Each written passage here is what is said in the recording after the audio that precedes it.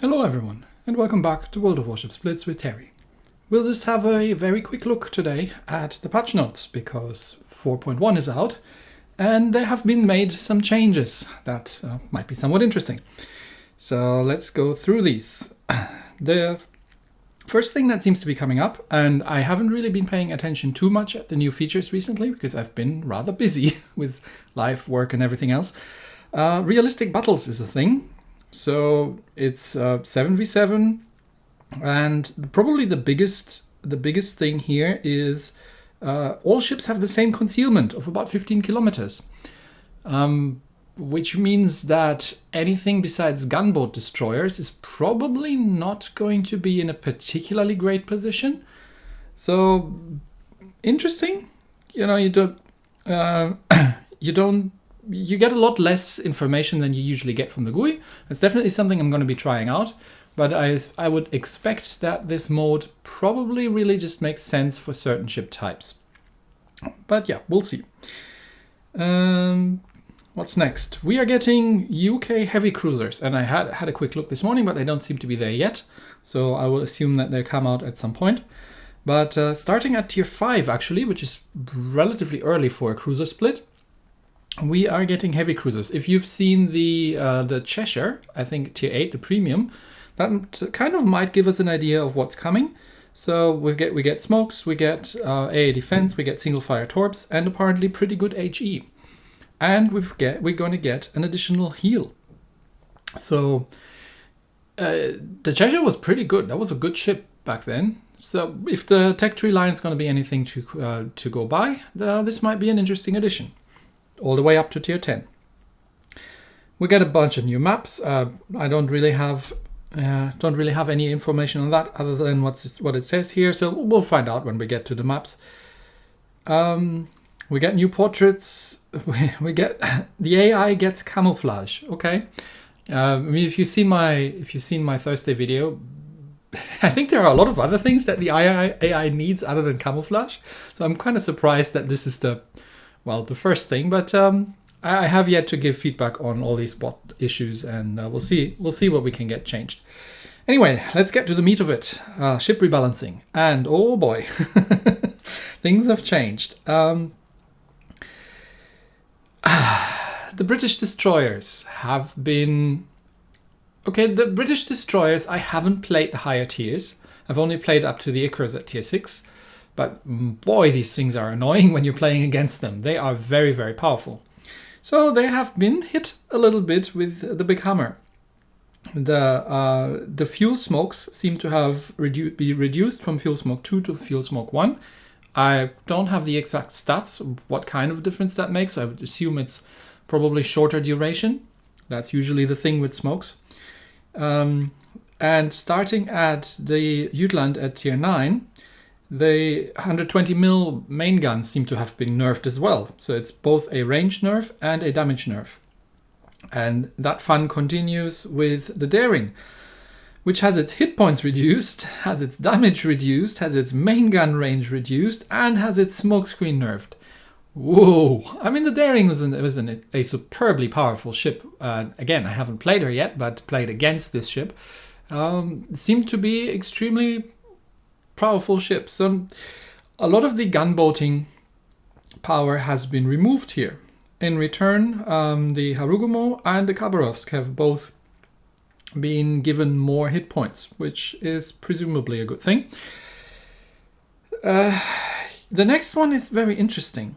So starting from the Edinburgh all the way up to the Minot, the British light cruisers have their initial penetration power of the AP increased. Now, what does this mean? Well, so the way AP works, and this is all guesswork because we don't know the actual statistics in-game, but the way AP works is that over time, because of air resistance, the penetration power gets reduced. So an AP shell starts out with a particular penetration power once you fire it, and the longer it flies, the less penetration power it has at the time when it actually hits the armor. And, well, you need more penetration power to get beyond the semi-pens or bounces, and to get into actual full pens or to get into citadel hits. So all these light cruisers get their penetration power improved on the 150s. I'm not exactly sure why. I mean, I understand that, well, yes, you do need to use the 150s on AP because that's all you get on the light cruisers. You don't have any high explosive. But especially the Neptune and the Minor were already absolutely ferocious in the amount of damage they can dish out with these armor-piercing shells, especially if you know where to target. So, oops, I'm not sure the Minor really needed a buff, but okay, it's what it is. The Duke of York has been buffed, and I think she's been buffed previously. But the reload went down from 20 to 19, and she actually gets a second smoke. I think the Duke of York only had one smoke. That's the tier 7 premium British battleship with smoke screens. Okay, I haven't played the Duke of York, so I can't really say, but yeah, it seems it needed it. The Scharnhorst and the Gneisenau have gotten a very significant engine boost. I mean, look at this. The acceleration time went down for the Scharnhorst from 27 to 21 seconds. Yeah, okay. All right, I'll take it. I mean, it will obviously help with things like torpedo dodging and stuff like that. But and with a propulsion build, which usually is my standard Module 2 for battle cruisers, that's probably gonna get us almost into cruiser range when it comes to acceleration. But yeah, okay, I'll take it. And then here come the Russian battleships, Russian/Soviet battleships. So starting at tier 5, the Pyotr Veliki has the actually has the AP increased by 20 points of damage or something. So I'm really not sure what for. It's not a very significant buff. But starting at tier 6, look at the gun reload. So the Ismail goes up from 23 to 25 seconds base reload on the main guns. And she's got the hit points decreased. Then the Sinop goes up to 25 seconds and gets the range decreased. The Vladi gets up to 25 seconds and gets the range decreased. The Sovietsky Soyuz, which I haven't tried yet, gets the same treatment. And so does the Kremlin. Oof. Wow. I mean, when I haven't tried the Soyuz, but all the other battleships were kind of okay, but they didn't feel super powerful. Now, the Ismail, yes, in tier 6, which is a lot down to the fact that she was in tier 6. But I've been struggling in the Kremlin. I would have said she's probably average. But a 25-second base reload and the range reduced. I mean, she's already been outranged by a lot of things, and she gets punished by things like Yamatos. Wow. So I'm not sure what to make of this, but if you've been grinding Russian battleships, and this might be a bit of a harsh one. I can't remember which one it was where I had problems and couldn't use the main battery reload module because the turrets were too fragile, but I'm pretty sure I had it in the Kremlin. So the effective reload is not going to be 25 seconds because you are at this value, you are probably going to run the main battery reload module. But yeah, especially the range nerf, that hits hard. So, okay, that's the thing.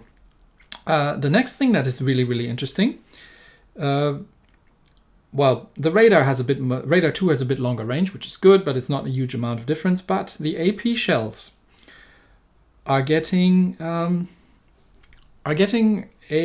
nerf / buff depending on your caliber. So let's go through this first. Again, we've talked about AP already. So AP flying through the air gets reduced penetration power. So for 101 to 120 millimeters, this means the actual Japanese gunboats, not the fake gunboats at tier 6 and 7, but the actual AA spec small caliber, so Aki and upwards, lose penetration power 7% faster.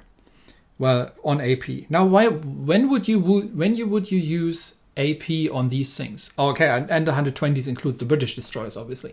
When would you use AP on these things? Well, against other destroyers. So this means at long ranges, you have to double check, and it might be better now with this change to use high explosive against enemy destroyers, because this only affects AP. At short range, I don't think it makes much of a difference because, again, you don't have much of a flight time, but it will have to see in practice. So do keep an eye on on your AP shells and see if you start running into semi-pens. Maybe this is there, and this is just purely my speculation, to distinguish the more heavily armored destroyers from more lightly armored destroyers, and to actually make that somewhat impactful, to see that the AP is actually not going to penetrate as well. We'll see.